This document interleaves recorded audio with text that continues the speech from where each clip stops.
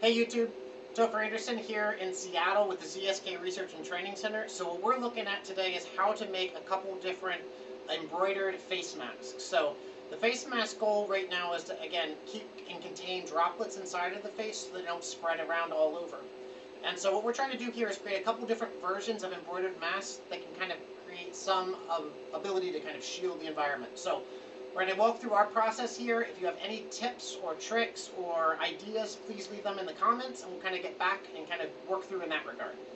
So what we've got here, our first bit is our cutting table. So again, this is to save a lot of time so that we don't have to cut everything by hand and measure it. So what we'll do is we'll turn our cutter on, we'll be able to go through, we can slice right up and down, and that allows us to have exactly the size of fabric that we need.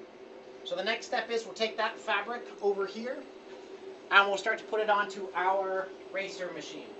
So what this machine does is this machine embroiders down the stitches to be able to create the seam line, and then also switches to the hot air cutter to start cutting around the outside so that we can start making mats and cut them out on the machine itself.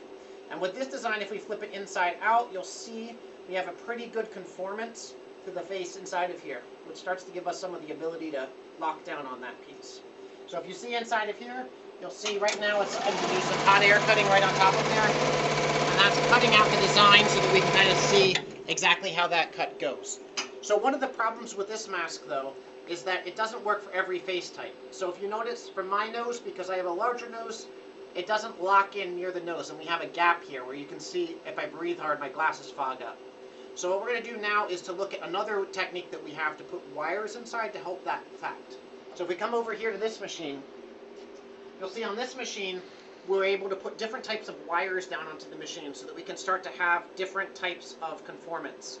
And this way we can start to lock in different designs so that we can kind of really get that piece that fits against our face.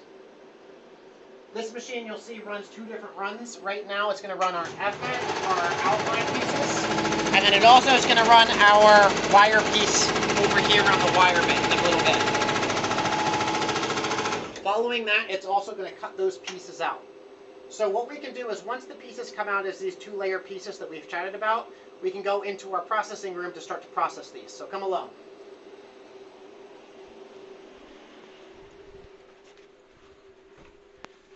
So in this machine here, we have a pop riveter, which lets us put rivets in. It's a very quick machine. If we turn it on, we can start to put each one of these rivets in. 2, and then 3, and then 4. And what these rivets come out looking like, you'll see here, has a nice mechanical connection inside, so we have a nice tail on top of our mask. So if we flip this inside and out, we can start to have these tails that kind of go around the outside of our face and start tying up in the back to give us some strength in that regard. So another thing that we have as an idea too is to look at respirators.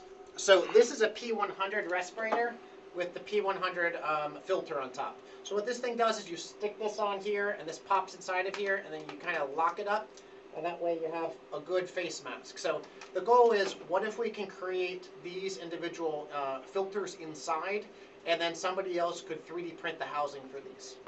So what we have here is actually one of the filters that we've kind of created on this machine here. You'll see this machine can create 12 of these in about 2 minutes. And what happens here is we're able to stitch these down around the outside.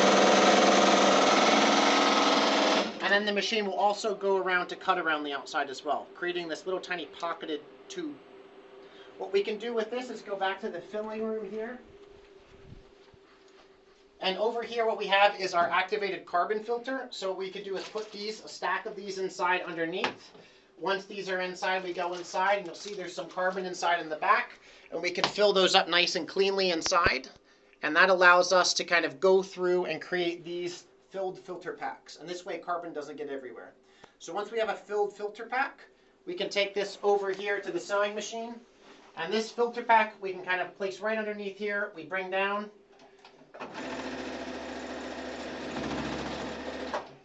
And that allows us to kind of lock this piece off. And that way we have a sealed filter pack. Once we have the sealed pack, we can take this pack over here to the UV lamp. So this is a UVC sterilization lamp. And we can fill in the bottom piece of this Turn this lamp on for 30 seconds to 2 minutes. Let it cook, let it sterilize the outside a little bit. Open, flip it over, turn the light back on again, and that sterilizes the outside of the fabric a bit. So once we have this UV sterilized piece, we can come over here to this table, and then we have our packaging table. So we'll take the sterilized UV piece, we package it down on the heat pack, and that gives us an airtight bubble around it, which we can then take the bubble, and we can bring it to our second UV sterilizer, and we'll fill the bottom of these up inside of here. We let that go for another 2 minutes, and that sterilizes the piece. We flip it over, and that also sterilizes the other side of it. And then once the sterilizing is done, we can take these out. We can pull them into our packaging bags, fill the packaging bags up with 20 to 50, and they can go into this box for shipping outside. So again, our goal with this process is just to try to see in the Seattle community and also other places if there's any need for this, and if there's better materials, better processes, or more ideas, a way to be more sterile, or other ways to develop on top of it. Reach out to me in the comments and we'll try to get back to you. Thank you guys.